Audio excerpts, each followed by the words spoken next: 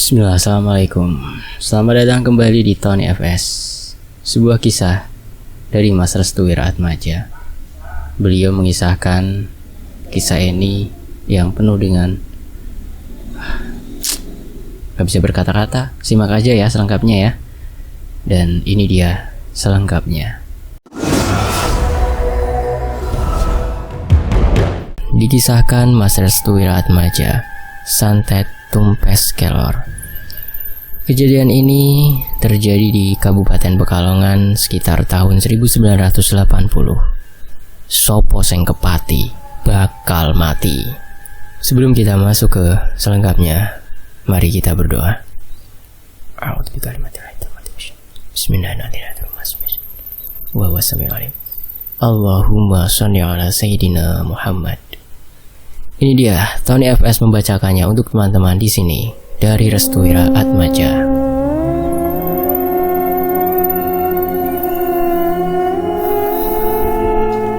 Kabupaten Pekalongan tahun 1980. Di sebuah desa di daerah Pekalongan terdapat satu keluarga yang memiliki usaha kain yang sangat maju dan lancar. Saking lancarnya usaha tersebut, anak-anaknya membuka usaha sendiri hingga ke beberapa tempat di luar Pekalongan. Tempat-tempat tersebut antara lain seperti Jakarta dan Surabaya. Pemilik kain itu sebut saja bernama Pak Suryo dan Ibu Marsina. Pak Suryo sendiri memiliki 3 orang anak. Masing-masing anak Pak Suryo bernama Atmojo, Karyo, dan Romo. Atmojo melebarkan usaha ayahnya ke daerah Jakarta. Di sana dia memiliki banyak sekali pelanggan setia dan tentunya usahanya maju dan lancar. Karyo menempati kota Surabaya. Di sana ia juga melakukan hal yang sama seperti Atmojo. Karyo mendapatkan banyak pelanggan tetap sehingga usahanya sukses seperti yang diperkirakan. Sedangkan Romo, dia membantu ayah dan ibunya yang masih berada di daerah Pekalongan.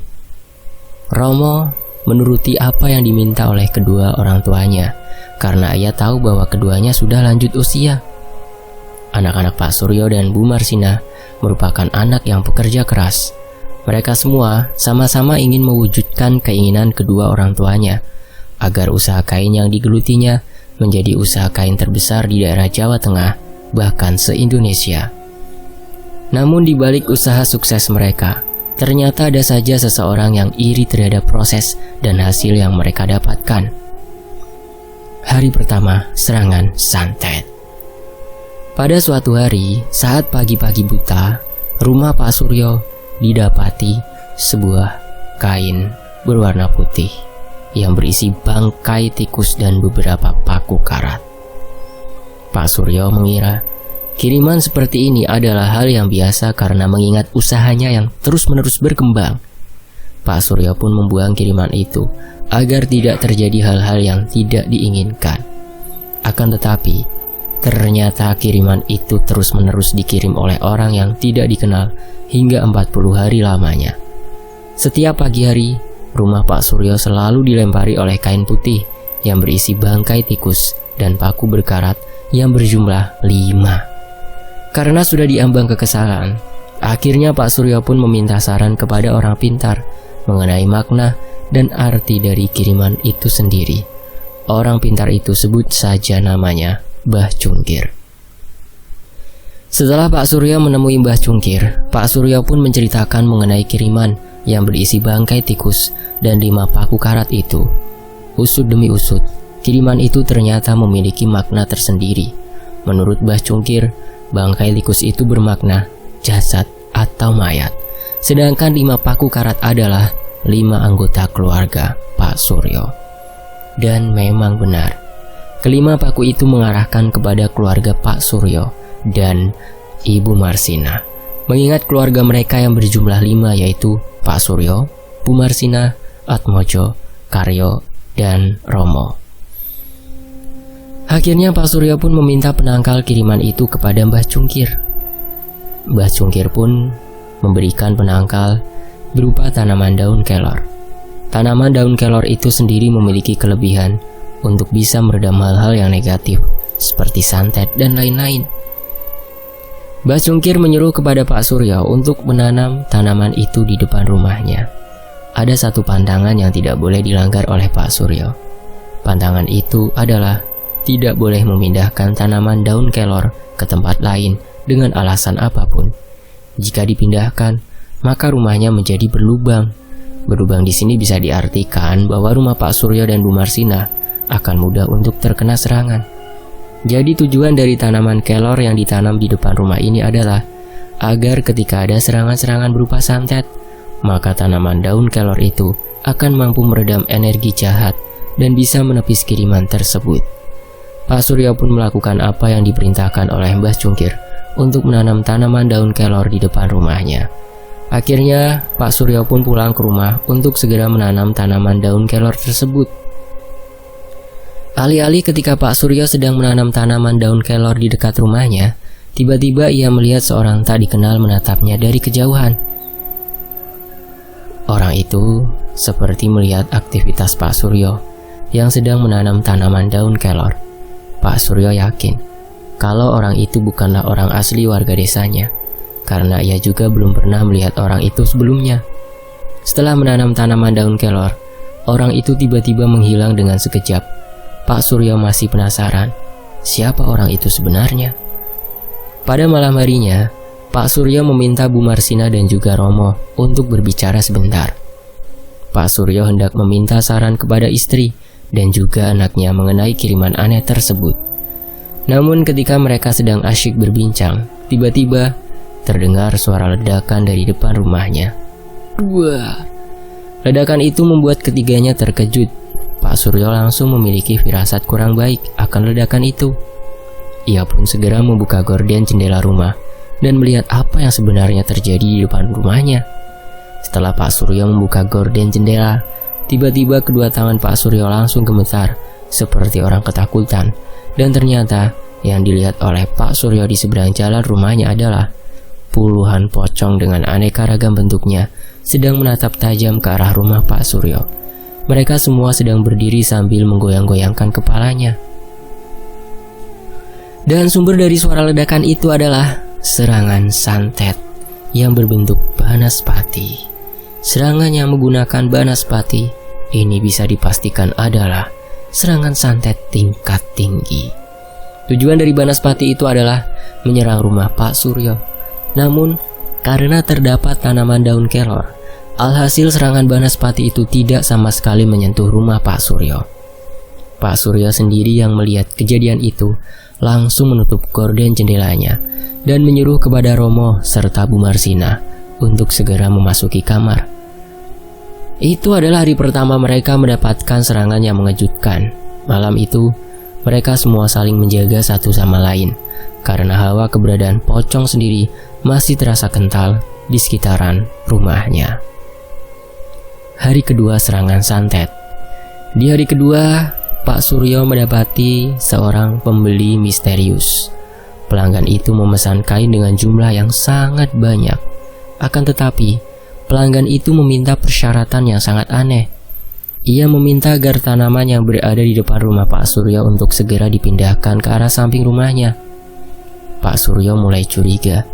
Ia curiga bahwa pelanggan itu adalah pelaku yang mengirim kain putih yang berisi bangkai tikus lengkap dengan 5 paku karat. Alhasil, Pak Suryo pun menolak tawaran itu. Karena Pak Suryo menolak tawaran itu, pembeli itu pun akhirnya membatalkan pesanan kainnya dengan jumlah yang sangat banyak. Namun pembeli itu seperti pantang menyerah. Ia akan membeli kain itu jika tanaman daun kelor di depan rumah Pak Suryo dipindahkan ke arah samping rumah. Namun tetap saja, Pak Suryo tetap menolak tawaran itu. Ia tidak mau mengikuti apa yang diinginkan oleh orang asing tersebut. Orang itu pun meninggalkan Pak Suryo. Namun sebelum dia pamit pergi, ada satu kalimat yang ia katakan kepada Pak Suryo. "Bengi iki bakal ono sing kepati. Malam ini bakal ada yang diikat." Pak Suryo yang mendengar kalimat itu langsung merinding seketika.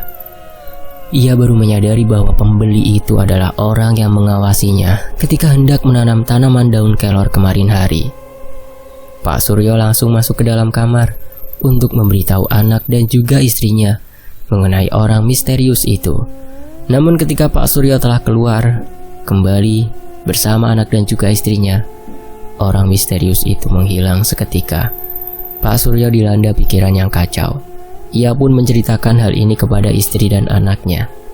Awalnya si Romo ini merasa kurang yakin dengan pembeli misterius yang membeli kain dengan jumlah yang banyak itu adalah benar-benar manusia. Pasalnya, ia belum mendapati seorang pembeli pun dengan membeli kain yang jumlahnya sangat banyak. Terlebih lagi dengan persyaratan yang aneh, dengan harus merubah posisi tanaman daun kelor ke arah samping rumah. Romo pun yang diminta oleh kedua orang tuanya untuk dimintai saran. Ia pun meminta waktu kepada kedua orang tuanya untuk sholat istikharah terlebih dahulu. Kedua orang tuanya menyetujui langkah bijak Romo. Malam harinya, di saat Pak Suryo dan Bu Marsina tertidur, Romo memilih untuk terjaga di dalam kamarnya. Ia masih memikirkan mengenai pembeli misterius yang sempat mengancam orang tuanya. Dia pun langsung teringat untuk melakukan sholat istikharah untuk menenangkan hati dan pikirannya. Romo pun pergi ke kamar mandi untuk berwudu terlebih dahulu.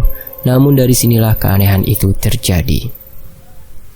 Di saat Romo hendak memasuki kamar mandi, ia mencium bau aroma tak sedap seperti bangkai tikus yang entah dari mana asalnya. Pasalnya, selama ia berada di dalam rumah, ia belum menemukan bau bangkai tikus yang menyengat seperti berada persis di dalam kamar mandi. Ia pun menganggap itu adalah godaan dan gangguan jin yang hendak menggoyangkan hati dan pikirannya.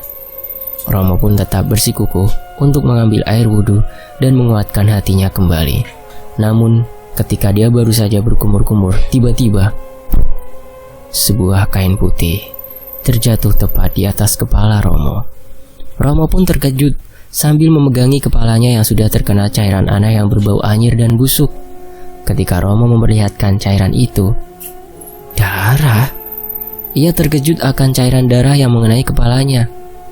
Kain berwarna putih yang terjatuh di dekat kaki Romo pun secara perlahan berubah menjadi warna merah darah. Romo yang penasaran langsung membuka isi kain itu sambil menutupi hidungnya. Setelah ia buka, ternyata kain itu berisi bangkai tikus lengkap dengan 5 paku karat. Astagfirullah, ucap Romo. Dari luar kamar mandi, Romo mendengar suara seperti seseorang sedang melompat-lompat di lantai. Seketika tangan Romo langsung merespon untuk membuka pintu kamar mandi. Setelah ia buka, ternyata yang berada di luar kamar mandi adalah ibunya sendiri, yaitu Ibu Marsina. "Bu, ibu lagi apa?" tanya Romo. "Ibu habis mindahin tanaman daun kelor," ucap Bu Marsina dengan nada datar dan wajah sedikit pucat. "Loh, kan kata bapak ndak boleh dipindahin tanamannya," ucap Romo dengan nada sedikit kesal. Di sini Romo merasakan ada yang berbeda dari kehadiran ibunya itu. Pasalnya, Romo sama sekali tidak menyadari kedatangan ibunya ketika ia hendak pergi ke kamar mandi. Padahal saat Romo pergi ke kamar mandi, Romo tahu betul kalau ibunya sedang tertidur pulas bersama dengan ayahnya, yaitu Pak Suryo. Selain itu, wajah ibunya juga sedikit pucat dan sorotan matanya menjadi sangat tajam seperti orang yang sedang dikendalikan. Pandangan Romo kembali tidak percaya ketika dirinya melihat kedua tangan dan kaki Bu Marsina yang penuh dengan tanah. "Tanaman daun kelornya dipindahin kemana, Bu?" tanya Romo. "Di samping rumah," jelas Bu Marsina. "Loh, kan kata bapak nggak boleh dipindahin." Romo yang merasakan kejanggalan itu pun langsung buru-buru menuju ke arah samping rumah. Namun, di saat dirinya baru membalikan badan, tiba-tiba tangan Bu Marsina langsung menyentuh pundak Romo sembari berkata, "Aku sudah tahu kalau keluarga ini akan meninggal semua," ucap Bu Marsina dengan nada yang berat. Romo pun langsung membalikan tubuhnya dan seketika melihat perubahan besar pada wajah ibunya itu menjadi sangat mengerikan. Wajahnya sekarang semakin pucat, matanya melotot, nafasnya semakin berat, dan lidahnya bergerak-gerak ke kanan dan kiri seperti hendak menerkam Romo bulat-bulat. "Bu, ibu kenapa?" tanya Romo. Bu Marsina tidak merespon. Ia hanya menggerak-gerakkan lidahnya sembari menatap Romo dalam-dalam. Dan ternyata Bu Marsina kerasukan. Di sini Romo mengingat akan cerita ayahnya, yaitu Pak Suryo, ketika mendapati seorang pembeli misterius pagi tadi. Pak Suryo mengatakan bahwa nanti ada satu anggota keluarga yang terkena ikatan oleh santet itu sendiri. Dan Romo yakin kalau yang dimaksud itu adalah ibunya sendiri. Romo mencoba untuk melepaskan tangan ibunya yang masih menempel di pundaknya. Namun Bu Marsina malah mendorong Romo hingga terjatuh. Keributan pun semakin memanas. Bu Marsina terus-menerus menyerang wajah Romo dengan kedua tangannya. Romo hanya bisa berteriak-teriak minta tolong dan menepi serangan demi serangan yang diarahkan oleh ibunya itu. Pak Suryo yang mendengar keributan itu langsung terbangun dan baru tersadar kalau istrinya yaitu Bu Marsina sudah tidak ada di sampingnya. Romo awalnya masih bisa menahan saat Bu Marsina ini terus mendorong, memukuli dan menyakitinya. Namun, pandangan Bu Marsina sekarang terarah kepada sebuah pisau yang berada di meja makan. Bu Marsina pun segera berlari ke arah meja makan dan mengambil sebilah pisau untuk diarahkan ke tubuh Romo. "Bu, ibu mau bunuh aku?" tanya Romo. Romo mengarahkan kedua tangannya ke arah Bu Marsina sebagai tanda untuk menghentikan serangan itu. Namun sekali lagi, tubuh Bu Marsina sedang dikendalikan. Tepat di saat Bu Marsina hendak menghujamkan pisaunya ke arah Romo, Pak Suryo langsung datang. "Marsina, lagi apa kamu?" teriak Pak Suryo yang melihat istrinya hendak mengarahkan pisau ke arah Romo. Anehnya ketika Pak Suryo mengatakan itu, tubuh Bu Marsina langsung hilang kendali dan terjatuh ke lantai. Bu Marsina pingsan saat itu juga. Kejadian malam itu membuat Pak Suryo makin bingung dan penasaran mengenai siapakah yang melakukan hal ini kepada keluarganya. Hari ketiga setelah serangan santet. Keesokan harinya, tubuh Bu Marsina menjadi demam. Suhu tubuhnya sangat tinggi hingga membuat wajahnya semakin pucat. Bibirnya juga selalu bergetar seperti orang yang berada dalam sakaratul maut. Pak Suryo pun tidak membuka tokonya karena istrinya memang harus ditemani. Romo sendiri merasa kasihan dengan kondisi ibunya yang entah mengapa berubah drastis menjadi seperti itu. Romo akhirnya menyarankan kepada bapaknya untuk menuju ke Mbah Cungkir untuk meminta saran terhadap apa yang sedang terjadi kepada ibunya itu. Alhasil, Pak Suryo pun pergi ke rumah Mbah Cungkir lagi. Ia menceritakan mengenai kejadian semalam dan memberitahu bahwa istrinya sedang sakit akibat kerasukan dan hampir membunuh Romo malam tadi. Mbah Cungkir pun memberitahu bahwa ada seseorang yang hendak membunuh keluarga Pak Suryo dengan santet yang sulit untuk ditembus. Pak Suryo pun bertanya, siapakah orang itu? Mbah Cungkir hanya terdiam dan tidak menjawab pertanyaan Pak Suryo mengenai pelaku santet itu sendiri. Mbah Cungkir hanya mengatakan bahwa keluarga Pak Suryo sedang berada dalam bahaya. Mengingat malam tadi Bu Marsina telah dikendalikan dan berhasil memindahkan tanaman daun kelor itu, bisa dipastikan bahwa keluarga Pak Suryo akan mendapatkan serangan santet lagi. Di sela-sela kebingungan itu, Mbah Cungkir juga mengatakan kepada Pak Suryo bahwa anak-anaknya yang berada di luar kota akan berdatangan secara satu persatu ke rumahnya. Pak Suryo yang mendengar penuturan dari Mbah Cungkir semakin khawatir. Ia takut kalau anak-anaknya yang berada di luar kota juga akan terkena kiriman itu. Pak Suryo meminta saran kepada Mbah Cungkir agar istrinya bisa diselamatkan bagaimanapun caranya. Namun Mbah Cungkir hanya terdiam. Mbah Cungkir merasa dirinya tidak mampu lagi untuk menolong Bu Marsina yang sudah terikat oleh santet itu sendiri dan sulit untuk dilepaskan. Pak Suryo pun kembali ke rumahnya dengan wajah yang murung. Ia sama sekali tidak menemukan cara agar istrinya bisa diselamatkan. Saat ia hendak masuk ke rumah, Pak Suryo mendengar suara teriakan kesakitan yang berasal dari kamar istrinya. Bersamaan dengan itu, Romo yang baru saja selesai sholat duha langsung buru-buru menuju ke kamar ibunya dan bertemu dengan bapaknya, Pak Suryo. "Ibu kenapa, Mo?" tanya Pak Suryo. "Gak tahu, Pak. Tadi Romo baru selesai sholat dan ibu udah teriak-teriak kesakitan. Saat mereka membuka pintu kamar Bu Marsinah, betapa terkejutnya mereka melihat perut Bu Marsinah telah membusung. Astagfirullah ibu. Perut Bu Marsinah membesar dalam sekejap. Pak Suryo dan Romo sendiri merasakan keanehan yang luar biasa melihat perubahan pada perut Bu Marsinah dalam waktu yang cepat itu. Pak Suryo yang melihat fenomena aneh itu langsung menangis ketika keadaan istrinya makin memburuk. Lain hal dengan Bu Marsinah, ia sendiri tidak bisa melakukan apa-apa selain merintih kesakitan sambil memegangi perutnya. Melihat keadaan ibunya yang makin memburuk, Romo pun langsung berlari ke arah rumah Mbah Cungkir untuk meminta pertolongan agar bisa menyembuhkan ibunya yang terkena santet itu. Sesampainya di rumah Mbah Cungkir, Romo langsung mengetuk pintu rumah Mbah Cungkir dengan perasaan yang terburu-buru. Mbah, ini Romo, Mbah, ucap Romo. Manjing baik, masuk, ucap Mbah Cungkir dari dalam rumah. Romo kemudian membuka pintu rumah dan melihat Mbah Cungkir sedang duduk sambil mengisap rokok. Apa yang terjadi dengan ibumu, nak? Tanya Mbah Cungkir. Mbah, perut ibu membusung. Itulah santet, ucap Mbah Cungkir. Pripun iki Mbah, bagaimana? Mbah Cungkir segera bangkit dari tempat duduknya dan masuk ke dalam kamar. Entah apa yang akan dilakukan oleh Mbah Cungkir, namun dari gerak-gerik Mbah Cungkir bisa dipastikan dirinya akan membantu Ibu Marsinah.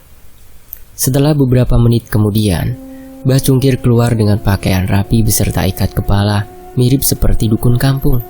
Ayo nak, mumpung belum telat, ucap Mbah Cungkir. Mau kemana Mbah? Magelang, yo mau mengobati ibumu, ucap Mbah Cungkir. Romo masih belum mengerti apa maksud dari perkataan Mbah Cungkir. Ibumu terkena santet tumpes kelor. Romo masih belum mengerti apa maksud dari perkataan Mbah Cungkir. Ibumu terkena santet tumpes kelor. Ia sendiri menjelaskan bahwa santet jenis ini merupakan santet tingkat tinggi yang bisa menewaskan satu keluarga dalam waktu yang berdekatan. Jika tidak bisa dicegah secepat mungkin, maka kemungkinan besar korbannya akan terus berjatuhan. Mendengar pernyataan tersebut, hati Romo makin sakit. Ia tak tahu harus bagaimana untuk mengalahkan santet yang menyerang keluarganya itu. Mbah Cungkir perlahan mendekati Romo sembari mengusap kepala Romo. Ia berkata, kamu bakal menjadi perjalanan nasib di keluargamu, jelas Mbah Cungkir. Sorotan mata Mbah Cungkir begitu serius, seperti ada sesuatu yang belum tepat waktunya untuk diceritakan, karena kemungkinan besar Mbah Cungkir sendiri tahu arah perjalanan nasib dari Romo. Akhirnya mereka berdua pun segera pulang ke rumah untuk membawa Bu Marsinah ke daerah Magelang, Jawa Tengah. Alasan mengapa Mbah Cungkir membawa Bu Marsinah ke sana adalah karena santet ini belum ada penangkalnya, sehingga untuk mencegah korban berjatuhan, Mbah Cungkir membawa Bu Marsinah kepada seorang temannya yang berada di daerah Magelang, Jawa Tengah. Sesampainya di rumah, Mbah Cungkir langsung menemui Pak Suryo yang sedang terduduk di dekat Bu Marsinah. Ia kemudian meminta waktu sebentar kepada Pak Suryo untuk mengobrol di luar kamar Bu Marsinah. Mbah Cungkir pun menjelaskan mengenai santet yang sedang menyerang keluarga Pak Suryo. Ia memberitahu banyak hal akan kengerian dari santet yang belum ada penangkalnya ini. Pak Suryo yang mendengar itu langsung pesimis. Ia tak tahu harus bagaimana untuk bisa menyembuhkan istrinya yang sedang terkena santet tersebut. Terus bagaimana Mbah? Apa yang harus saya lakukan? Tanya Pak Suryo. Kita harus pergi ke Magelang. Di sana ada temanku yang juga pernah menangani hal ini, ucap Mbah Cungkir. Awalnya Pak Suryo sempat ragu. Ia takut jika nantinya keadaan sang istri menjadi makin memburuk di saat dibawa ke Magelang. Namun karena tidak ada cara lain, akhirnya Pak Suryo pun menyetujui hal itu. Keputusan berat itu pun ia terima dengan baik-baik. Pak Suryo pun segera mempersiapkan semuanya untuk menuju ke Magelang. Karena Pak Suryo ini termasuk pengusaha kain yang sukses, ia juga memiliki kendaraan pribadi seperti mobil yang digunakan untuk urusan bisnisnya. Alhasil, pada hari itu juga mereka berangkat menuju Magelang, Jawa Tengah. Di Magelang, jarak antara Pekalongan menuju daerah Magelang berkisar 3 jam kurang lebih. Pak Suryo memilih jalan yang aman agar dirinya juga terhindar dari hal-hal yang tidak diinginkan. Kebetulan yang menyetir mobil adalah Pak Suryo sendiri, sedangkan Bu Marsinah ia berada di bagian belakang bersamaan dengan Romo. Mbah Cungkir mendampingi Pak Suryo yang berada di bagian depan. Mbah Cungkir sering menatap ke arah jendela seperti mengawasi sesuatu. Kamu tahu, Sur, mereka yang melakukan santet itu sangatlah licik. Mereka seringkali menaruh santet juga di bagian ban mobil ketika korbannya sedang bepergian, ucap Mbah Cungkir. Loh, emang bisa, Mbah? Tanya Pak Suryo. Bisa. Santet bisa melakukan apa saja yang tidak pernah terpikirkan oleh kita. Namun kamu tidak usah khawatir. Mobil kita dalam keadaan aman, ucap Mbah Cungkir. Pak Suryo pun lega mendengar hal itu. Perjalanan pun masih berlanjut. Pak Suryo seringkali melihat cermin mobil yang mengarah ke bagian belakang untuk memastikan keadaan istrinya dan juga Romo. Dia sangat khawatir dengan keadaan perut Bu Marsinah yang belum juga mengecil. Suara rintihan kesakitan Bu Marsinah juga masih terdengar, walau tidak terlalu nyaring seperti awal-awal berada di rumah. Sudah 3 jam lebih perjalanan, mereka akan sampai di tempat yang dituju. Lokasinya masih sangat asri dan bernuansa perkampungan. Penduduk di sana juga masih menggunakan pakaian yang sederhana dan terlihat sangat objektif dengan keadaan pedesaan. Sebentar lagi sampai, ucap Mbah Suryo. Mobil pun mengarahkan ke sebuah rumah gubuk yang jaraknya lumayan jauh dari rumah-rumah penduduk lainnya. Sepertinya, pemilik rumah itu memang sengaja mengasingkan diri dari keramaian warga. Setelah sampai, mereka berempat turun dari mobil. Bu Marsinah yang tidak bisa berjalan harus benar-benar dirangkul oleh Pak Suryo dan juga Romo. Mereka pun menuju ke rumah gubuk tua itu. Sesampainya di sana, Mbah Cungkir langsung mengetuk pintu rumah. Lalu keluarlah seorang kakek tua yang sudah bungkuk sambil memegang tongkat di tangan sebelah kanannya. Ono opo kowe mrene? Ada apa kamu kesini? Tanya kakek tua itu. Santet itu menyerang salah satu penduduk desa, jelas Mbah Cungkir. Kakek tua itu langsung membalikkan badannya dan ingin menutup pintu. Dia merasa tidak ingin untuk ikut campur dalam masalah santet yang menyerang keluarga Pak Suryo. Ojo karo aku sudah tidak ingin berurusan dengan santet, jelas kakek tua itu. Mbah Cungkir pun menundukkan setengah badan sambil memohon agar kakek tua itu mau membantu keluarga Pak Suryo yang terkena santet. Oh, masuk, ucap kakek tua itu. Akhirnya mereka pun diizinkan untuk masuk. Kakek tua itu bernama Ki Alung. Ia merupakan salah satu orang yang terkenal di daerah Magelang karena mampu menyembuhkan santet jenis apapun. Di usianya yang sudah renta, tentu saja nyawanya akan menjadi taruhan jika berurusan dengan santet.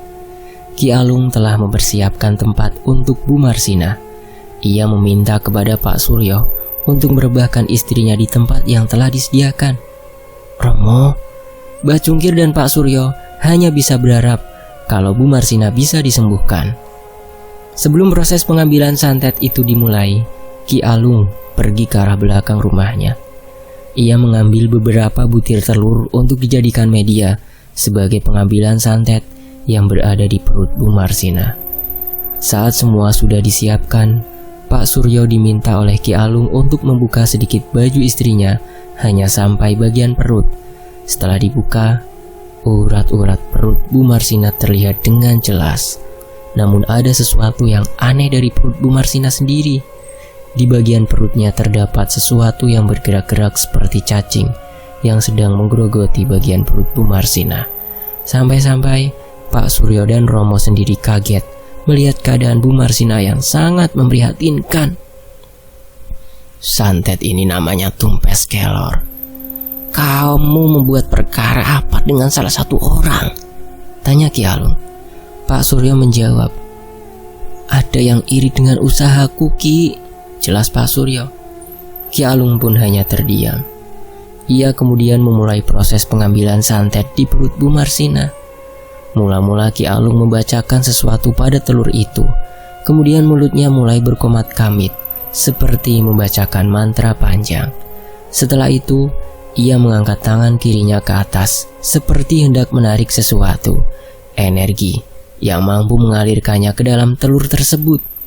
Lalu, telur itu ia arahkan ke perut Bu Marsina dan mengoleskannya secara perlahan-lahan. Satu telur yang digunakan untuk mengoles perut Bu Marsina memakan waktu berkisar 10 menit. Hal ini membuat Ki Alung mengeluarkan banyak sekali keringat dari tubuhnya. "Pecahkan di depan pintu," ucap Ki Alung kepada Romo. Romo yang ditunjuk untuk memecahkan telur itu disarankan untuk melihat apa isi dari telur tersebut. Akhirnya Romo membawa telur itu ke depan pintu dan memecahkannya. Prak! Setelah pecah, telur itu berisi. "Pak, banyak cacingnya!" teriak Romo. Pak Suryo dan Mbah Cungkir yang tidak percaya akan hal itu pun langsung menuju ke arah Romo.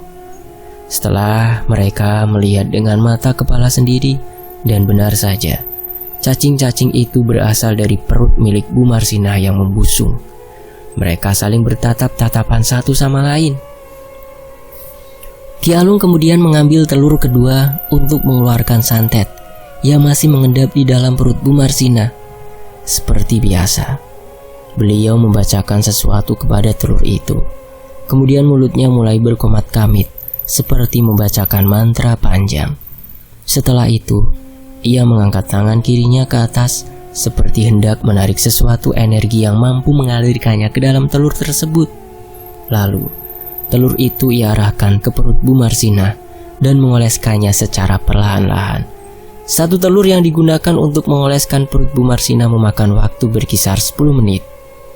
Namun, dalam proses yang kedua, Ki Alung melakukannya secara perlahan, seperti ada sesuatu yang menahannya untuk melakukan proses itu. Tiba-tiba, Bu Marsina berteriak kencang seperti orang kesakitan. Ia berteriak-teriak sambil memukul-mukuli kepalanya. Pak Suryo dan Romo langsung menahan kedua tangan Bu Marsina agar tidak mengganggu proses pengambilan santet yang berada di perut Bu Marsina. Setelah telur kedua itu usai dioleskan, Mbah Cungkir langsung mengambil telur itu dan memecahkannya di depan pintu. Setelah dipecahkan, belatung, ucap Mbah Cungkir. Puluhan belatung keluar dari telur yang dipecahkan oleh Mbah Cungkir dan perlahan mati seperti kepanasan. "Ki, masih berapa lama lagi?" tanya Pak Suryo. Ki Alung tampak lemas dan tak berdaya. Ia hampir saja terjatuh bila tidak menyeimbangkan tubuhnya dengan baik. Mbah Cungkir langsung mengarahkan Ki Alung ke tempat duduk agar Ki Alung bisa beristirahat sejenak. Memang ada sedikit perubahan yang tampak dari perut Bu Marsina. Perut Bu Marsina sedikit mengecil dan tampak mengendur perutnya seperti orang yang habis melahirkan. Namun dari proses itu juga, Ki Alung tampak tidak baik-baik saja. Ia menjadi batuk-batuk seperti ada sesuatu yang menghinggap di tenggorokan mulutnya. Ki Alung baik-baik saja kan?" tanya Mbah Cungkir. Ki Alung pun mengarahkan kedua tangannya ke bagian mulut. Setelah ia membuka kedua tangannya, betapa terkejutnya Mbah Cungkir melihat banyak darah yang keluar dari mulut Ki Alung. Ki Alung menatap ke arah Mbah Cungkir sembari berkata, "Santet ini tidak bisa dimusnahkan," ucap Ki Alung. Mbah Cungkir yang melihat kondisi Ki Alung yang sudah sangat memprihatinkan, ia memutuskan untuk memberhentikan proses pengambilan santet yang berada di dalam perut Bu Marsina. Mbah Cungkir rasa santet ini tidak hanya menyerang korban yang akan disembuhkan, namun juga santet ini bisa melukai orang yang ingin mengobati korban santet itu sendiri. Pak Suryo dan Romo yang mengetahui kondisi Ki Alung hanya bisa terdiam. Mereka berdua sangat berharap kalau Ki Alung mampu melanjutkan proses pengangkatan santet dari perut Bu Marsina. Memang tidak bisa diprediksi akan seperti apa jadinya. Pak Suryo dan Romo hanya bisa menerima kenyataan jika Ki Alung tidak mampu menyembuhkan secara total perut Bu Marsina. Akhirnya, Ki Alung dibawa ke dalam kamar oleh Mbah Cungkir. Sedangkan Romo, ia membersihkan sisa-sisa telur yang berserakan di depan pintu rumah, beserta dengan cacing-cacing dan belatung yang sudah mati di sekitaran telur tersebut. Pak Suryo masih memegangi tangan istrinya yang sudah melemas. Perut istrinya juga sudah sedikit kempes, namun belum ada tanda-tanda jika Bu Marsinah akan sembuh total. Beberapa menit kemudian, Mbah Cungkir kembali lagi ke tempat semula. Ia kemudian meminta kepada Pak Suryo untuk bersiap-siap kembali ke Pekalongan karena Ki Alung tidak mampu untuk menyembuhkan Bu Marsina. Akhirnya, mereka pun memutuskan untuk kembali ke Pekalongan. Selama dalam perjalanan, tubuh dari Bu Marsina kembali demam. Suhu tubuhnya naik drastis, hingga Romo membuatkan kompres secara mendadak untuk menurunkan suhu tubuh Bu Marsina. Mbah Cungkir sendiri merasa tidak nyaman mengingat kondisi Ki Alung yang memprihatinkan ketika hendak menyembuhkan Bu Marsina. 3 jam lebih perjalanan telah usai mereka lewati. Bu Marsina dibawa ke kamarnya untuk direbahkan kembali. Romo segera membuatkan kompres lagi untuk menurunkan suhu tubuh Bu Marsina yang belum juga menurun. Pak Suryo dan Mbah Cungkir mulai membahas keadaan Bu Marsina yang makin memburuk itu. Keduanya juga sangat terkejut ketika melihat isi pecahan telur yang dioleskan di perut Bu Marsina sewaktu Ki Alung melakukan proses pemindahan santet ke dalam telur itu. Pak Suryo sendiri sudah kehabisan akal. Ia kemudian meminta saran kepada Mbah Cungkir untuk membawa Bu Marsina ke tempat-tempat terdekat agar bisa menyembuhkan Bu Marsina. Mbah Cungkir hanya bisa terdiam. Ia tidak yakin kalau Bu Marsina bisa diselamatkan dengan kondisi yang sudah diambang batas normal manusia pada umumnya ketika terkena santet. Namun Mbah Cungkir tidak mau menyerah. Ia kemudian menyarankan Pak Suryo untuk menjual seluruh tanah miliknya agar bisa mengobati Bu Marsina bagaimanapun caranya. Pak Suryo menyetujui hal itu. Ia kemudian membawa seluruh sertifikat tanah miliknya untuk dijual ke berbagai pihak yang membutuhkan tanah miliknya.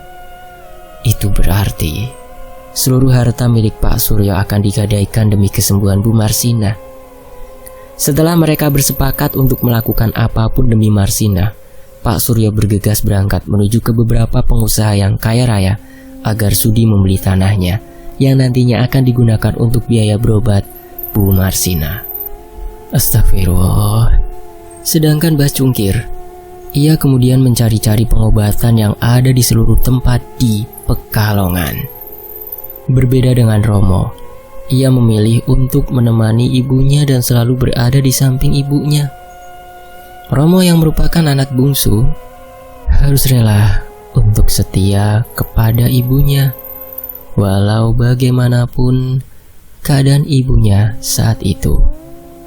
Mula-mula Romo mengompres dahi ibunya, lalu ia membijati tangan kanan ibunya dengan penuh kasih sayang.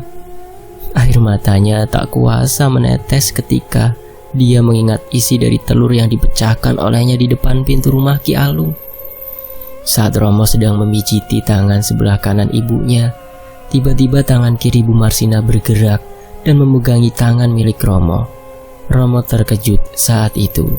Ia langsung mengusap air matanya dan berkata, "Ibu sehat-sehat aja kan?" tanya Romo. "Kamu masih nangis ya nak? Tangan kamu basah," ucap Bu Marsina. "Enggak Bu, Romo enggak nangis. Ini air wudhu yang netes dari rambut Romo," jawab Romo sambil menahan rasa harunya. Bu Marsina kemudian mengucapkan sesuatu yang mengejutkan Romo. "Kamu harus jaga sholat kamu. Ibu bisa seperti ini karena dulu ibu dan bapakmu jarang sekali sholat dan lebih mementingkan dunia," jelas Bu Marsina. "Iya Bu, Romo bakal jaga sholat dan selalu doain ibu agar cepat sembuh." Tangis Romo tak bisa ditahan. Air matanya menetes secara perlahan dan membasahi tangan ibunya.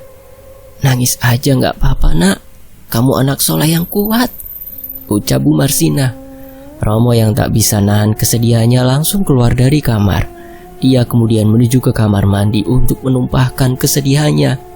Namun, ketika dia baru masuk ke kamar mandi, dari luaran kamar mandi ia dibisiki oleh sesuatu yang suaranya sedikit samar, namun masih terdengar jelas oleh telinganya. Suara itu berbunyi, "Ibumu bakal mati." Romo yang mendengar itu langsung merasakan kekhawatiran. Terlebih lagi, suara itu seperti ancaman yang begitu mengerikan. Karena kejadian itu, Romo pun membatalkan niatnya untuk berwudu dan memilih untuk kembali ke kamar ibunya. Namun, tepat saat Romo ingin masuk ke dalam kamar, Pak Suryo datang sambil membawa sebuah tas hitam yang kemungkinan berisi uang hasil penjualan tanahnya. Alhasil, Romo pun menyambut bapaknya yang baru datang dan menanyakan apa isi dari tas hitam tersebut. Sesuai dugaan Romo, tas itu berisi uang hasil penjualan tanahnya. Romo masih heran, bagaimana mungkin ada seorang pengusaha yang mau membeli tanah kedua orang tuanya, sedangkan tanah yang dimiliki oleh kedua orang tuanya sendiri sangatlah luas. Akhirnya dengan terpaksa Romo pun bertanya kepada bapaknya mengenai siapa pengusaha yang membeli seluruh tanahnya. Pak Suryo pun menjawab, orang itu adalah Pak Cokro. Pak Cokro merupakan sesama pengusaha kain di daerah Pekalongan. Dahulunya, Pak Suryo dan Pak Cokro merupakan partner bisnis. Namun karena adanya perselisihan, akhirnya Pak Suryo memilih untuk membangun usahanya sendiri bersama dengan istrinya, yaitu Bu Marsina. Sebenarnya, Pak Suryo sedikit berat untuk menjual seluruh tanahnya kepada Pak Cokro. Hal ini didasarkan dengan sifat dari Pak Cokro yang seringkali merendahkan orang lain dan juga seringkali iri terhadap kemajuan yang dimiliki oleh Pak Suryo sendiri. Selain Pak Suryo menceritakan tentang Pak Cokro, ia juga sempat bercerita tentang jamuan di sana. Pak Suryo diberi banyak makanan. Padahal, jika dipikirkan secara logika, Pak Cokro adalah musuh bisnisnya. Tapi mengapa Pak Cokro sangat royal terhadap Pak Suryo? Hari itu, Pak Suryo benar-benar kelelahan. Romo juga memilih untuk beristirahat di ruang tamu, karena mungkin untuk berjaga-jaga saja apabila ada serangan-serangan aneh datang lagi. Saat tertidur, Romo bermimpi bahwa kedua kakaknya datang secara bergantian. Yang pertama adalah Atmojo. Ia datang kepada Romo, namun dengan wajah yang telah melepuh seperti terkena siraman air panas. Berbeda dengan Karyo, ia datang menghampiri Romo dengan tubuh yang sangat kurus, sambil menggaruk-garuk tubuhnya yang dipenuhi koreng. Romo yang dimimpikan hal itu langsung terbangun.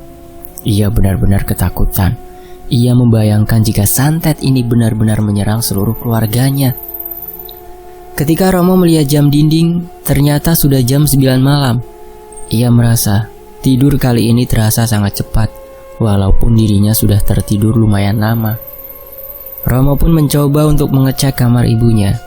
Ia masih penasaran, apakah ibunya telah terbangun? Romo pun mengetuk kamar kedua orang tuanya. "Pak, ini Romo," ucap Romo. Namun sedari tadi Romo mengetuk pintu, tak ada jawaban sama sekali dari dalam kamar kedua orang tuanya. Romo kira bapaknya tengah tertidur pulas.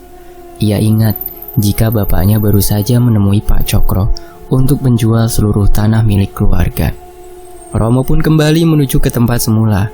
Namun, ketika dirinya kembali duduk, ia terkejut akan lemparan benda padat yang mengarah tepat di depan pintu rumahnya.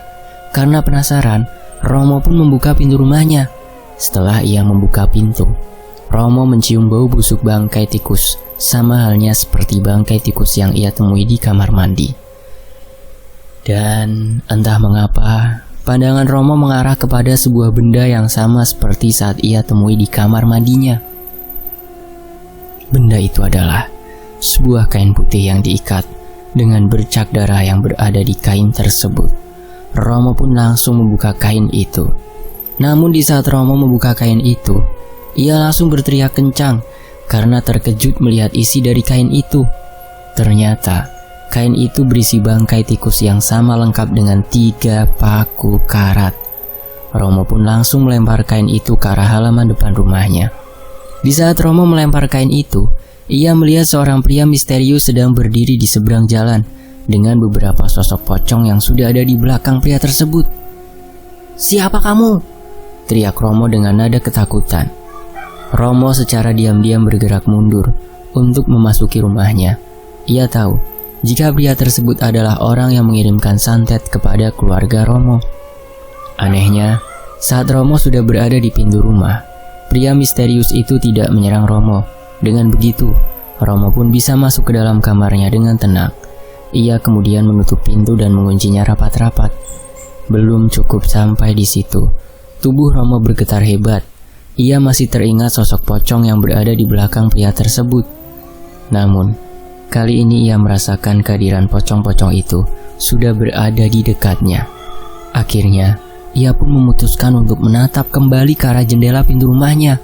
Setelah ia melihat ke arah jendela, Romo melihat ada beberapa bayangan hitam yang sedang berdiri di depan pintu rumahnya sambil membunyikan suara aneh seperti tikus. Bunyinya seperti ini.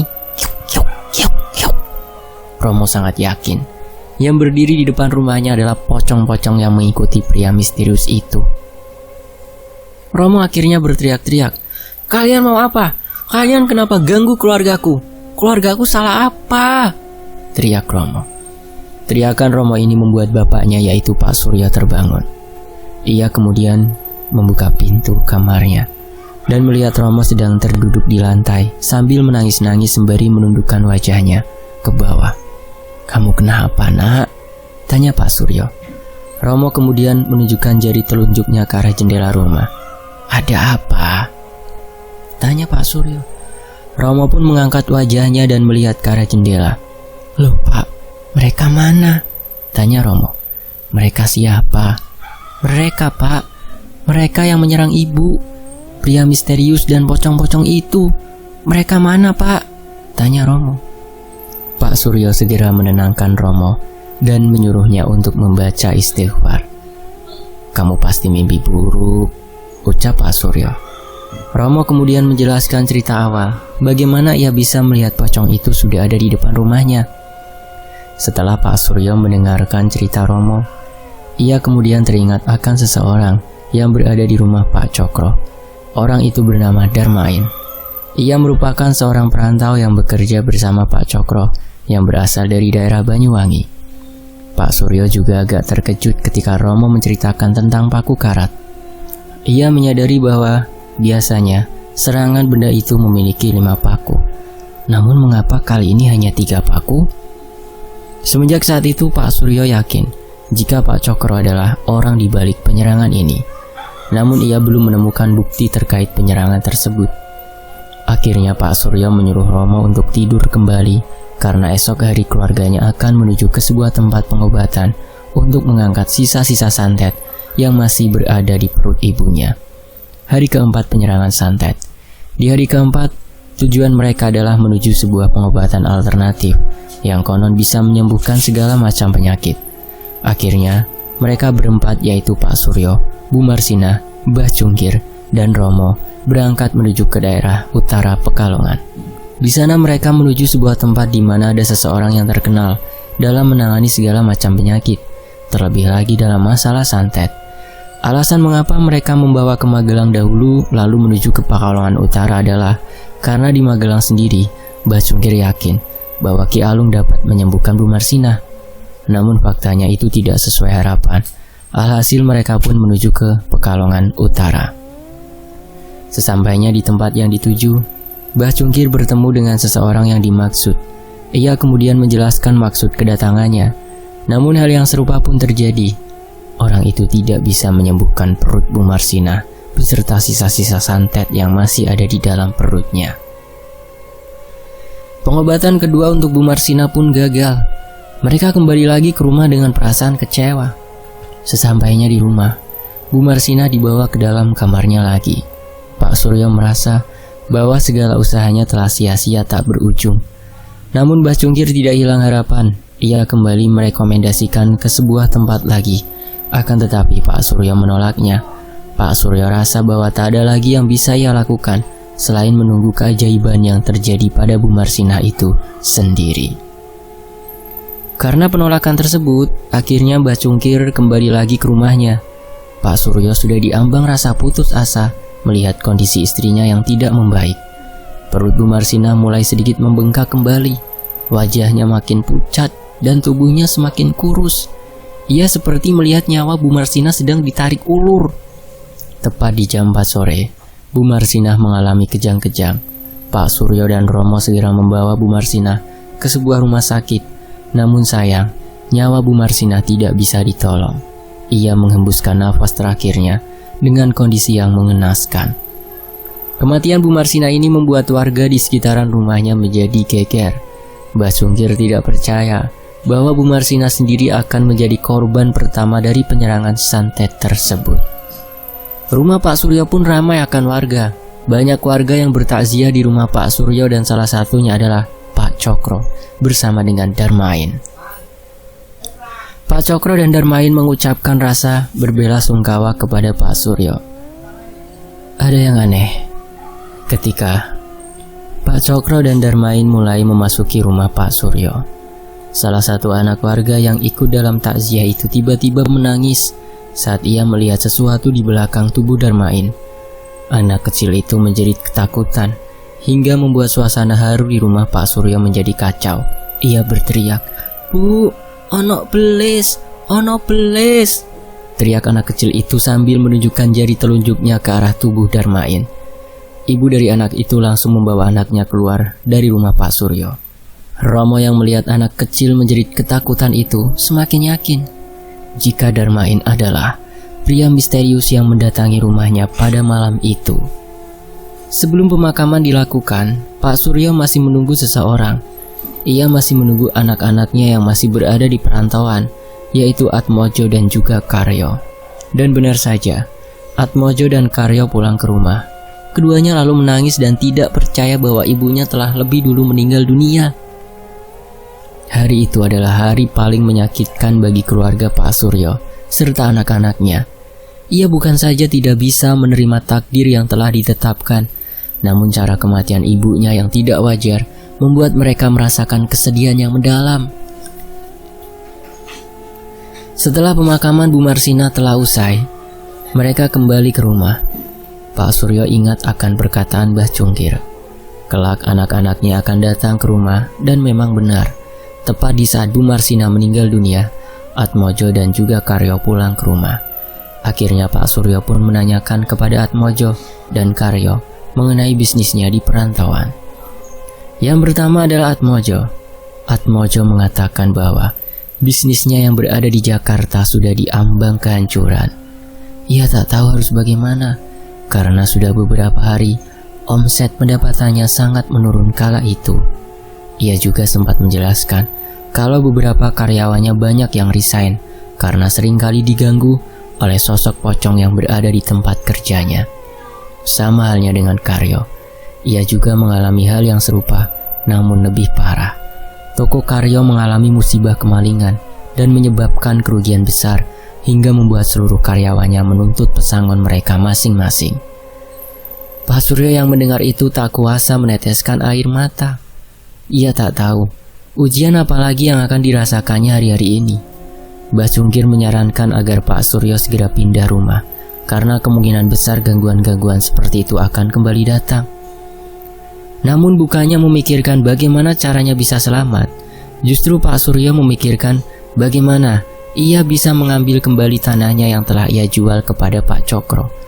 Menurut Pak Suryo, Pak Cokro sengaja melakukan ini agar ia bisa merenggut seluruh harta miliknya serta kebahagiaan yang sedang ia rasakan. Malam harinya, tepat pukul 10 malam, Atmojo bangun. Ia terbangun seperti orang mengigau dan berjalan menuju ke arah dapur. Atmojo lalu mengambil air dan memasukkannya ke dalam panci besar. Atmojo kemudian menyalakan kompor dan memasak air tersebut hingga mendidih. Romo yang saat itu tidur di sebelah Atmojo tiba-tiba terbangun karena ia mendengar sesuatu dari dapur. Ia juga sempat terkejut manakala Atmojo sudah tidak berada di sebelahnya. Akhirnya Romo pun mengecek ke arah dapur. Sesampainya di dapur, Romo melihat kakaknya, yaitu Atmojo, sedang berdiri di depan panci besar berisi air yang sudah mendidih. Romo mengira kalau kakaknya ingin mandi dengan menggunakan air tersebut. Namun, sesuatu yang tidak terduga terjadi dengan cepat. Atmojo mengambil panci besar berisi air panas dan membalikkan tubuhnya ke arah Romo sambil mengatakan, "Lihatlah, kalian akan mati semua." Mas, kamu mau apa?" teriak Romo. Teriakan Romo ini membuat Pak Suryo dan juga Karyo terbangun. Mereka berdua buru-buru menuju ke arah dapur dan melihat sesuatu yang mengerikan di hadapannya. Atmojo pun langsung menyiramkan air mendidih itu ke seluruh tubuhnya hingga membuat kulit-kulitnya melepuh dan dia meninggal dunia saat itu juga. Malam itu juga, rumah Pak Suryo kembali ramai dengan warga. Belum juga kering tanah kuburan Bu Marsina. Kini Atmojo menyusul ibunya yang baru saja meninggal dunia. Kematian Atmojo ini membuat para warga ketakutan. Pasalnya, dalam satu hari berturut-turut, 2 orang anggota keluarga Pak Suryo meninggal dengan cara yang mengenaskan. Mbah Cungkir datang ke rumah Pak Suryo. Ia lalu meminta kepada Pak Suryo untuk menjelaskan apa yang sebenarnya terjadi. Pak Suryo menceritakan kematian Bu Marsina dan Atmojo ada hubungannya dengan kiriman kain berisi bangkai tikus dan juga paku karat yang ditemukan Romo di malam ketiga. Anehnya, paku yang berada di kain tersebut hanya berjumlah 3 saja. Berbeda di saat hari-hari sebelumnya. Biasanya paku itu berisi 5. Mbah Cungkir pun menjelaskan bahwa 3 paku karat itu berarti Karyo, Romo, dan juga Pak Suryo. Artinya, 2 paku yang hilang adalah Bu Marsina dan juga Atmojo yang telah dulu meninggal dunia. Kematian Atmojo dan Bu Marsina masih menyisakan luka yang mendalam bagi keluarga Pak Suryo. Pasalnya, santet itu menyerang secara terus-menerus kepada keluarga Pak Suryo dalam 1 hari penuh. Saat dimana rumah mereka penuh dengan rasa duka, Mbah Cungkir menyarankan agar Pak Suryo dan yang lainnya untuk segera meninggalkan rumah tersebut. Hal ini dikarenakan bahwa santet itu masih berada di sekitaran rumah, yang artinya seluruh ruangan yang berada di rumah Pak Suryo telah dipenuhi oleh santet tersebut. Terlebih lagi, dengan kondisi rumah yang sudah menjadi target, mereka bisa dipastikan serangan-serangan berikutnya akan terjadi. Hari kelima penyerangan santet. Sudah hari kelima semenjak penyerangan santet berlangsung. Kini keluarga Pak Suryo hanya tersisa 3 anggota keluarga saja, yaitu Pak Suryo, Karyo, dan Romo. Ketiganya masih mendiami rumah dan bingung apa yang harus dilakukannya. Pilihannya ada 2, menjual rumah yang sudah penuh dengan santet itu atau kabur dari rumah tersebut. Berbagai pilihan pun ditentukan kepada Karyo dan juga Romo. Karyo sendiri, ia memiliki sebuah pandangan bahwa dirinya akan kembali ke Surabaya untuk melanjutkan bisnis dengan sisa harta yang dimilikinya.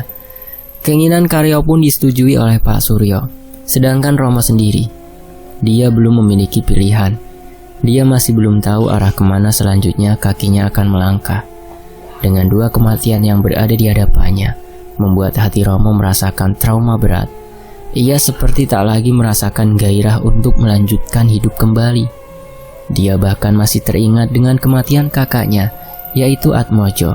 Kematian kakaknya mirip seperti apa yang dimimpikannya baru-baru ini. Mas Karyo yakin mau pergi ke Surabaya lagi?" tanya Romo. "Udah ada pilihan lagi, Mo. Kematian ibu dan Mas Atmojo membuktikan bahwa kita harus keluar dari rumah ini," jelas Karyo. "Itu bukan jalan keluar, Mas. Kita nggak akan bisa lari kemanapun. Santet itu memang telah menarget kita semua," jelas Romo. "Apa maksud kamu, Mo?" tanya Karyo. Karyo yang mendengar penjelasan Romo sedikit agak kesal. Tampaknya Romo mengetahui sesuatu di balik santet yang menyerang keluarganya. "Kamu tadi bilang apa, Mo? Kamu pasti ada sesuatu yang disembunyikan tentang santet ini, kan?" tanya Karyo. "Mimpi itu, Mas." "Mimpi apa, Mo?" "Mimpi Mas Atmojo dan Mas Karyo. Aku bermimpi Mas Atmojo dan Mas Karyo datang dengan membawa tanda kematiannya masing-masing," jelas Romo. Pak Suryo masih belum percaya mengenai apa yang dikatakan Romo, mengenai tanda kematian yang akan terjadi kepada Karyo dan juga Atmojo. "Katakan Mo, kamu mimpi apa?" tanya Pak Suryo. Romo pun menjelaskan bahwa dirinya bermimpi mengenai keadaan Atmojo dan juga Karyo ketika dirinya mendatangi rumah. Karyo mendatangi rumah dengan tubuh yang kurus kering dan penuh luka seperti koreng di sekujur tubuhnya. Sedangkan Atmojo, dia mendatangi rumah dengan keadaan kulit wajah dan sekujur tubuh telah mengelupas seperti habis tersiram air panas yang mendidih. Hal ini dibenarkan karena kematian Atmojo sendiri, yaitu dengan menyiramkan dirinya dengan menggunakan air panas yang mendidih. Mendengar penjelasan mimpi tersebut, Karyo malah tidak percaya. Ia tidak percaya bahwa mimpi mampu mewujudkan kenyataan. Ia bahkan berpikir bahwa Romo adalah biang dari kematian ibunya karena membiarkan Bu Marsina sendirian saat berada di dalam kamar sebelum kematiannya. Pak Suryo yang mendengar perdebatan di antara kedua anaknya langsung melerai keduanya. Ia tak ingin kedua anaknya berpecah belah hanya karena permasalahan santet ini. "Jadi Romo, apa saran kamu?" tanya Pak Suryo. "Jangan pergi ke Surabaya. Mbah Cungkir bilang kan, kalau santet itu akan mengikuti kita kemanapun kita pergi." "Jelas Romo. Tapi di saat di Magelang, kita tidak terserang santet." "Jelas Pak Suryo. Bapak ingat mengenai paku karat yang tiap harinya menghilang. Ketika ibu sakit, paku itu menghilang 2. Itu artinya akan ada 2 orang yang terkena serangan santet, yaitu ibu dan juga Mas Atmojo." "Jelas Romo." Romo terus-menerus menerangkan bahwa santet ini tidak membutuhkan waktu, namun membutuhkan waktu yang tepat.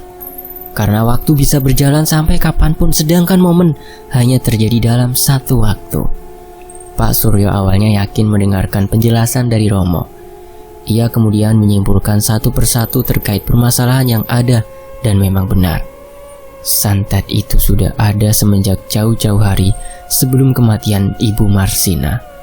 Di saat mereka bertiga sedang membicarakan satu sama lain mengenai arah tujuan selanjutnya, tiba-tiba seseorang warga yang biasa bertugas untuk mengubur jenazah datang ke rumah Pak Suryo. "Pak, kuburan Bu Marsina Pak," ucap orang itu. "Kenapa dengan kuburan istri saya? Mayatnya hilang." Tentu saja hal ini membuat Pak Suryo dan kedua anaknya terkejut.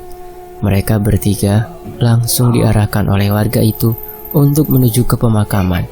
Saat tiba di pemakaman, sesuatu yang tidak diduga benar-benar terjadi. Makam Bu Marsina telah dihancurkan. Mayatnya sudah hilang tak berbekas dan yang anehnya, tidak ada bekas satupun jejak kaki yang meninggalkan makam Bu Marsina. Pak Suryo semakin khawatir.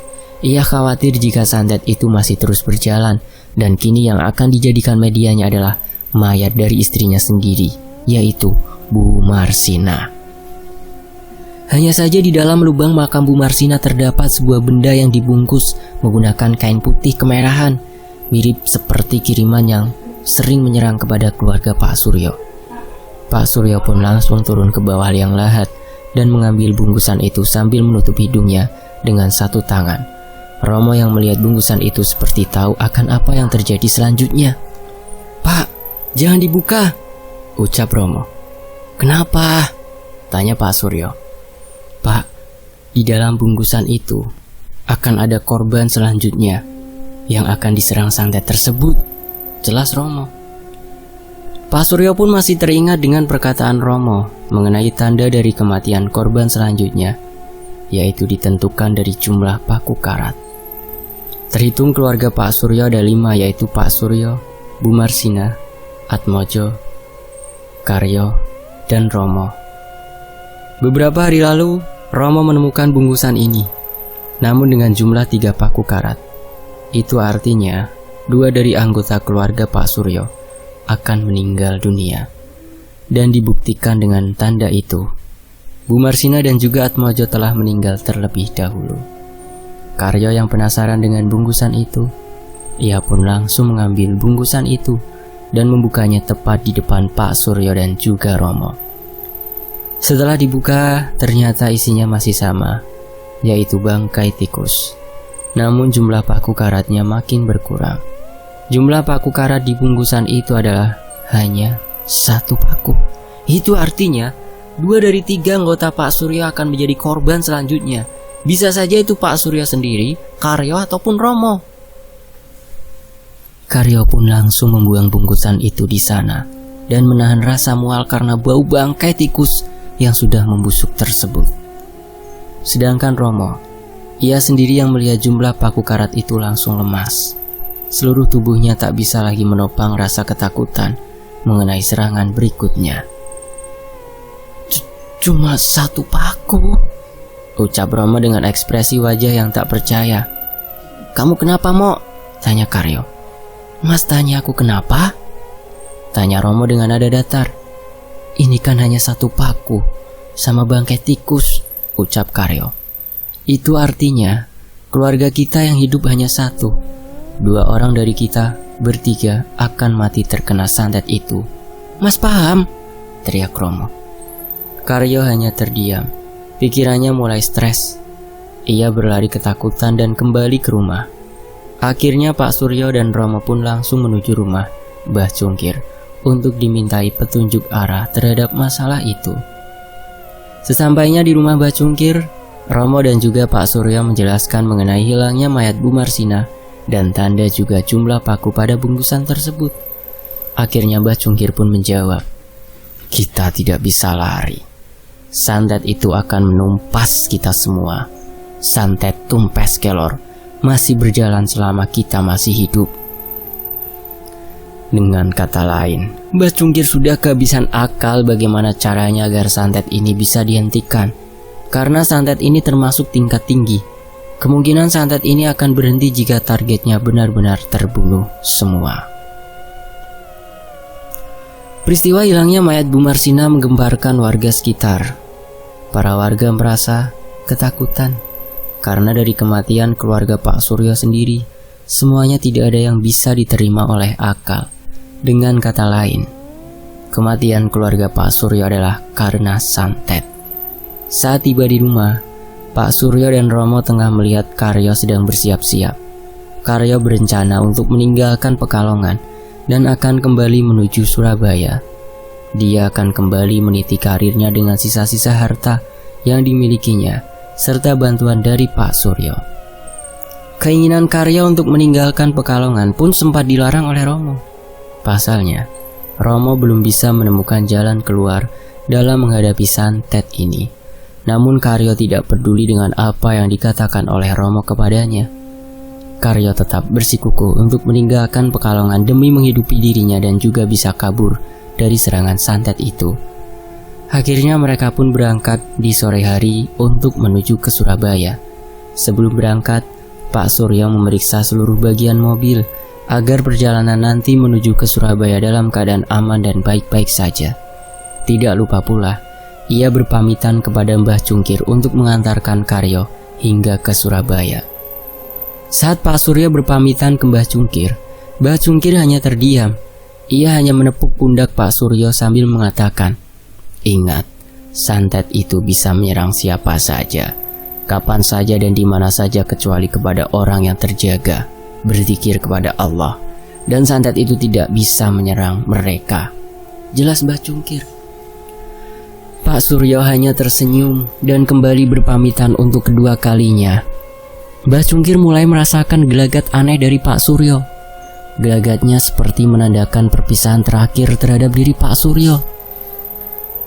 Sesampainya di rumah lagi, Pak Suryo segera menjalankan mesin mobilnya. Dia kembali mengecek satu persatu keadaan mobil untuk kedua kalinya. Pak Suryo melakukan itu agar perjalanan menuju Surabaya menjadi aman. Karena dirasa seluruh bagian mobil telah aman, akhirnya mereka pun berangkat menuju Surabaya. Pak Suryo menyetir mobil, Karyo juga menempati kursi bagian depan, sedangkan Romo, ia berada di kursi bagian belakang. Awal perjalanan masih lancar, namun ketika dirinya berada di sebuah jalan yang sangat terkenal di daerah Batang, Jawa Tengah, Pak Suryo melihat ada sosok bayangan putih yang melintas ke jalanan secara tiba-tiba. Pak Suryo pun kaget melihat itu. Ia sempat menghindar dan mengerem mobil secara mendadak, namun rem mobil miliknya tiba-tiba plong. Alhasil, Pak Suryo pun langsung membanting setir mobilnya ke arah kanan jalan hingga mobil itu menabrak pembatas jalan. Mobil itu terseret beberapa meter ke depan jalan hingga bagian depannya rusak parah dan akhirnya Pak Suryo meninggal di tempat dengan luka dan kondisi fisik yang sudah hancur berantakan. Berbeda dengan Karyo dan Romo, Karyo mengalami luka berat di sekujur tubuh, sedangkan Romo, ia hanya terluka di beberapa bagian seperti kepala dan tangannya. Karyo dan Romo pun dibawa ke rumah sakit Batang dan akhirnya dirawat di sana. Mendengar kabar kecelakaan ini, adik dari Pak Suryo yang bernama Bi Sumina akhirnya mengunjungi Karyo dan Romo ke rumah sakit Batang, Jawa Tengah. Bu Sumina merupakan adik kandung dari Pak Suryo, yang mana ia adalah nenek dari Mas Wira, penulis dari kisah ini. Bu Sumina juga sempat melihat kondisi fisik Pak Suryo yang sudah tidak lagi utuh seperti semula. Mengenai keadaan Karyo, dia masih tidak sadarkan diri. Sedangkan Romo, dia sudah siuman, hanya saja di bagian kepalanya masih ada luka jahitan. Kematian Pak Suryo membuat Romo kembali bersedih. Ia tidak membayangkan bahwa santet itu habis menyerang keluarganya dan menyisakan dirinya dan juga Karyo, kakaknya. Pak Suryo dimakamkan di dekat tempat tinggalnya bersama dengan Atmojo dan juga Bu Marsina. Akan tetapi, beberapa hari setelah itu, Karyo dikabarkan meninggal dunia karena luka di sekujur tubuh yang makin parah. Tubuh Karyo menjadi kurus kering, dan luka yang ada di sekujur Karyo seperti membusuk hingga mengeluarkan bau tidak sedap. Hal ini mirip seperti apa yang dimimpikan oleh Romo mengenai kematian Karyo yang penuh akan luka di sekujur tubuhnya. Karyo dimakamkan bersama dengan Pak Suryo, Atmojo, dan Bu Marsina. 1 minggu setelah penyerangan santet, Romo sudah diperbolehkan untuk pulang. Ia tidak kembali ke rumahnya karena khawatir akan ada serangan santet berikutnya.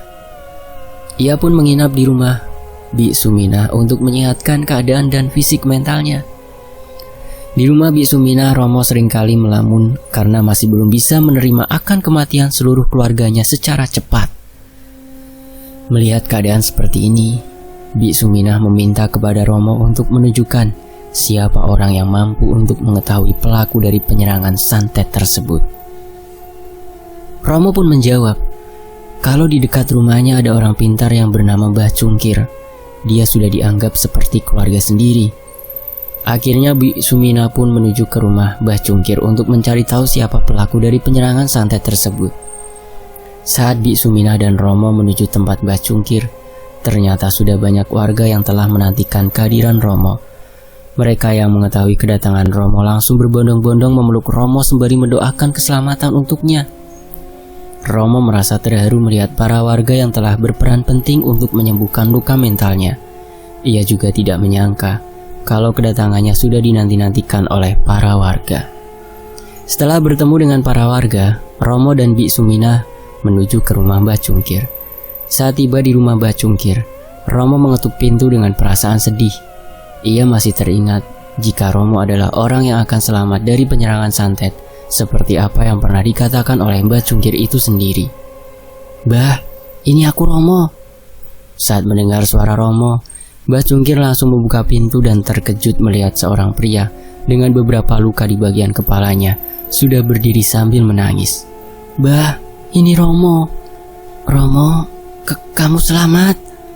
Romo langsung memeluk Mbah Cungkir karena dia merasa tidak memiliki siapapun lagi. Kedua orang tuanya sudah meninggal dunia. Begitu juga dengan kedua kakaknya, yaitu Atmojo dan Karyo. Bi Sumina hanya tersenyum melihat momen yang menyedihkan itu. Ia tidak bisa membayangkan betapa beratnya seorang anak ditinggalkan kedua orang tuanya dalam waktu yang dekat. Mbah Cungkir pun mempersilahkan mereka berdua masuk ke dalam rumah. Romo pun bercerita mengenai awal santet yang menyerang keluarganya, hingga tanda-tanda dari penyerangan akan tiba. Mendengar hal itu, Bi Sumina langsung bertanya kepada Mbah Cungkir mengenai siapa pelaku dari penyerangan santet tersebut. Mbah Cungkir pun mengatakan, biasanya si pelaku akan hadir di pemakaman tepat setelah 7 hari kematian korban. Dan Mbah Cungkir telah mengetahui siapa pelaku penyerangan santet tersebut lewat beberapa warga yang pernah melihat dua orang asing menuju pemakaman Pak Suryo. Dan yang datang di pemakaman di hari ke-7 kematian Pak Suryo adalah Pak Cokro dan juga Daiman. Mengetahui hal itu, Bu Sumina akhirnya meminta saran kepada Mbah Cungkir agar terhindar dari santet itu. Mbah Cungkir menyarankan agar rumah Bik Sumina dipagari rumahnya dengan menggunakan pagar gaib. Pagar gaib itu bertujuan untuk menyerap energi jahat yang akan menyerang rumah. Biasanya pagar gaib bisa berupa bambu kuning yang dipasang di depan rumah agar terhindar dari serangan-serangan tersebut. Namun ternyata serangan santet itu telah usai. Beberapa kejadian aneh setelah Romo menceritakan kisah santetnya. Ada beberapa kejadian aneh yang terjadi setelah Romo menceritakan mengenai serangan santet yang menyerang keluarganya yang disebut dengan nama Santet Tumpes Kelor. Yang pertama, Romo dikabarkan kehilangan kendali fungsi otaknya dan akhirnya menjadi gila tepat setelah menceritakan kisah santetnya. Yang kedua, sedangkan Mbah Cungkir kabarnya beliau juga menjadi gila setelah memberitahu bahwa Pak Cokro dan Daiman adalah pelakunya. Yang ketiga, mengenai Pak Cokro dan Pak Daiman sendiri sampai sekarang tidak diketahui kabarnya. Yang keempat, ada isu yang mengatakan mereka terkena tulahnya setelah seringkali mengambil mayat di kuburan untuk dijadikan media santet. Keterangan mengenai Pak Cokro, Daiman, Romo, Mbah Cungkir, dan Bik Sumina. Yang pertama, Pak Cokro meninggal dunia tahun 1990. Tepat 10 tahun santet itu berlangsung, sedangkan Daiman, orang yang melakukan santet tersebut, dikabarkan hilang setelah kematian Pak Cokro. Mengenai Mbah Cungkir, pada tahun 2005 beliau meninggal dunia karena sakit. Sedangkan Bik Sumina, orang yang merawat Romo, beliau meninggal di tahun 2015. Bik Sumina sendiri merupakan nenek kandung dari penulis, yaitu Mas Restu Wiraatmaja. Lain dengan Romo, ia sampai sekarang masih hidup, namun dalam keadaan gila dan sepuh. Teruntuk lokasi tempatnya tidak diberitahu karena untuk menjaga privasi keluarga. Kisah ini adalah kisah nyata dari keluarga Restu Wiraatmaja yang merupakan kisah santet paling kelam yang pernah ditulisnya.